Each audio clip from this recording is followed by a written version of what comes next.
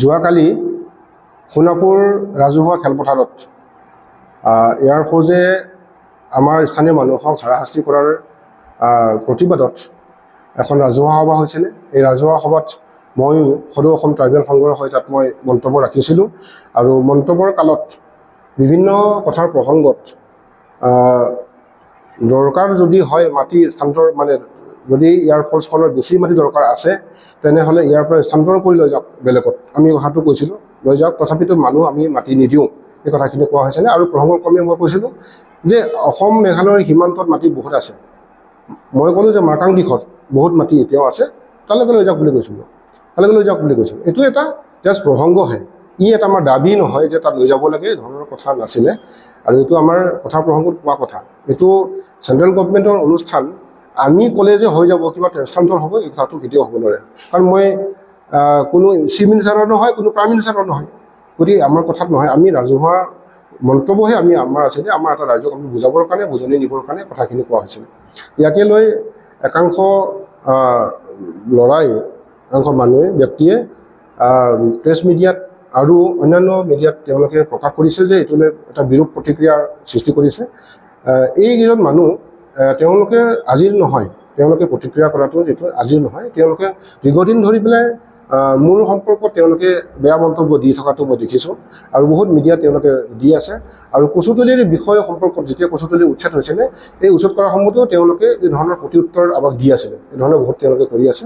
কিন্তু যোৱাকালি এটা চিম্পলি কথা আছিলে যে মাৰ্কাং ফালে হে বুলি কৈছোঁ, মই মাৰ্কাও নিব লাগে বুলি কোৱা নাই, মাৰ্কাওৰ ফালে লৈ যাওক বুলিহে কৈছোঁ দৰকাৰ হ'লে। এইটো এটা আমাৰ জাষ্ট কথাৰ উদাহৰণহে আছিলে, উদাহৰণটো আমাৰ এইটো দাবী নহয়। গতিকে ইয়াক লৈ পেলাই মানুহবিলাক সৰ্বসাধাৰণ ৰাইজক বিভ্ৰান্তৰ কৰিবৰ কাৰণে তেওঁলোকে এটা ষড়যন্ত্ৰ কৰিছে আৰু মানুহবিলাকক বিভ্ৰান্তৰ কথা তেওঁলোকে কৈছে জনগণক। এইটো কথাটো উচিত হোৱা নাই বা ঠিক হোৱা নাই। এই কথাটোৱেই আমাৰ ডিমৰীয়াত আমি যিধৰণে সকলোৱে লগ লাগি পেলাই যিধৰণে আমি এটা সংগ্ৰাম গঢ়ি তুলিব লাগে, যিটো আমাৰ পৰা আমাক সদায় কৰি অহা ভাবুকিৰ প্ৰতি যে আমি কৈছোঁ, আমি যে অস্বস্থ মানে হ'ব পৰা নাই, আমি যে সংগ্ৰাম কৰিব লাগিব, চবেই একেলগে লগ লাগি পেলাই কৰিব লাগিব, এই কথাটো কিন্তু আমাক ক্ষতি কৰিব।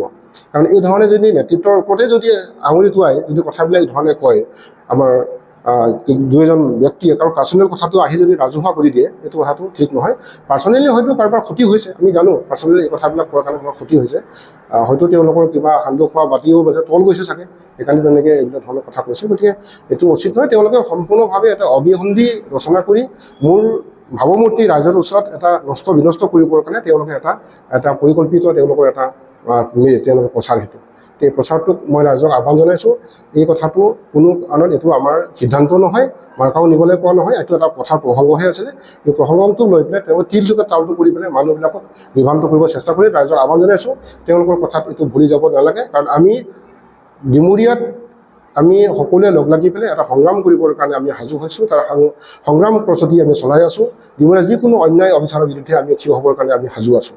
গতিকে এইসকল ব্যক্তিয়ে হয়তো আকৌ বিভ্ৰান্ত কৰিবৰ কাৰণে চেষ্টা কৰিব মানুহক, আমাৰ সংগ্ৰামটো বিভতে পৰিচালনা কৰিবৰ কাৰণে চেষ্টা কৰিব, তেওঁলোকৰ স্বাৰ্থ পূৰণ কৰিবৰ কাৰণে কথাটো হয়তো বিচাৰিছে, কিন্তু এইটো আমি হ'ব নিদিওঁ। আমি আমাৰ ডিমৰীয়াৰ বাকী ৰাইজৰ যিকোনো মানে বেয়াৰ ফালে অৱস্থা ফালে গ'লে আমি তাৰ মাত মাতিমেই, তাক আমি সকলোকে আহ্বান কৰিছোঁ, সকলোৱে একেলগে লগ লাগি পেলাই আমি আমাৰ কথাখিনি ক'ব লাগিব। ডিমৰীয়া বাকী ৰাইজৰ সকলো মংগলৰ কথাটো আমি একেলগে পাতিম। গতিকে মই আহ্বান কৰিছোঁ সকলোৱে লগ লাগি পেলাই আমি এই ধৰণে মিডিয়াত নিদি পেলাই আমি যদি মুকলিকৈ কথা পাতে, মুকলিকৈ কথা পাতিবলৈ আহক, আমি আহ্বান কৰিছোঁ। সকলো পক্ষই আমি লগ লাগি পেলাইহে ডিমৰীয়াখন আমাৰ সুন্দৰ ডিমৰীয়া আমি গঢ়িব পাৰিম। ধন্যবাদ।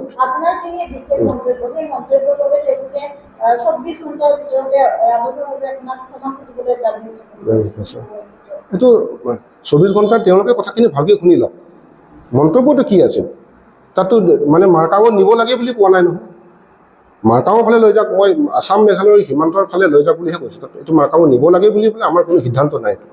মই কথা প্ৰসংগতেহে কৈছোঁ, প্ৰসংগ কোৱাৰ কাৰণে ইয়াত ক্ষমা বিচাৰিব কথা বা এইটো ভুল হোৱা নাই।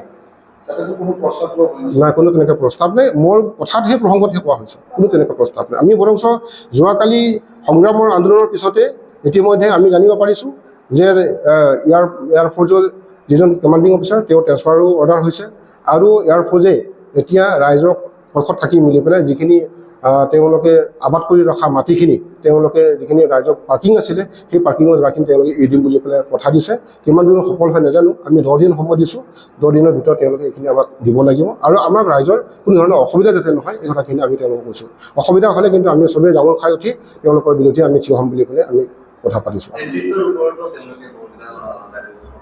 হয়,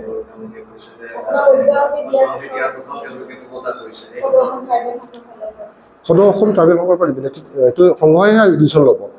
মোৰ বিষয়টো যদি ভুল হৈছে সংঘহে ডিচিশ্যন ল'ব, তেওঁলোকে ক'লে নহ'ব, এইটো সংঘহে ডিচিশ্যন ল'ব।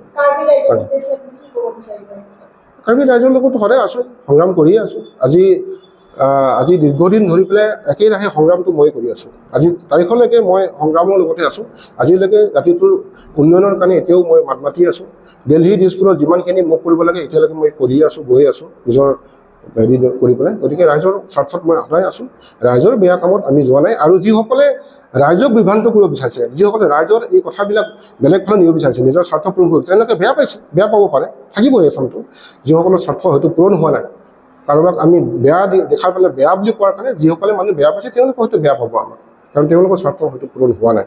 গতিকে আমি আজিলৈকে মই জানো যে আমাৰ আত্মবিশ্বাস আছে, আজিলৈকে আমি ৰাইজক ভুল পথেৰে পৰিচালনা কৰা নাই। ৰাইজে আমাৰ লগত আছে, এতিয়াও ৰাইজে সহযোগ আগবঢ়াই আছে, আৰু এতিয়াও মুভমেণ্ট আমাৰ চলি আছে। ইয়াৰ লগতে যিবোৰ ঘটনা ঘটিছে এই গোটেই কাহিনীবিলাকৰ লগত ইয়াত এটা ৰাজনৈতিক এটা ষড়যন্ত্ৰ আছে। ইয়াত ৰাজনৈতিকভাৱে ইয়াত কেইজনমান মানুহে তেওঁলোকে ইয়াত ছিট ল'বৰ কাৰণে বা ইয়াত প্ৰতিদ্বন্দ্বিতা কৰিবৰ কাৰণে তেওঁলোক লাগি আছে, তেওঁলোকৰো ইয়াত হাত আছে বুলি মই ক'ব বিচাৰিছোঁ। আৰু তেওঁলোকক উচতনি দি পেলাই এই কথাখিনি আমাৰ ইয়াত স্থানীয় যিবোৰ আমাৰ নেতৃত্ব দিয়া মানুহবিলাকক মানে যাতে স্বাৰ্থ বা যিখিনি মানে কথা তেওঁলোকক যাতে সিদ্ধি হ'ব নিদিয়ে, বা জনগণৰ মানে ছাত্ৰ ছাত্ৰী সিদ্ধি হ'ব নিদিয়ে, তাৰ কাৰণে তেওঁলোকে যেনেকেই নহওক নেতৃত্বৰ ওপৰত অভিযোগ আনি পেলাই সমাজৰ ওচৰত তেওঁলোকৰ মানে একদম ম্লান কৰি দিবৰ কাৰণে এটা অহৰহ চেষ্টা চলাই আছে। গতিকে সেই কথাও তাত জড়িত আছে। গতিকে ৰাজনৈতিক সম্পূৰ্ণভাৱে তেওঁলোকৰ বেকত ৰাজনৈতিক মানে পাকচক্ৰ আছে বুলি পেলাই আমি স্পষ্টভাৱে ক'ব বিচাৰিছোঁ।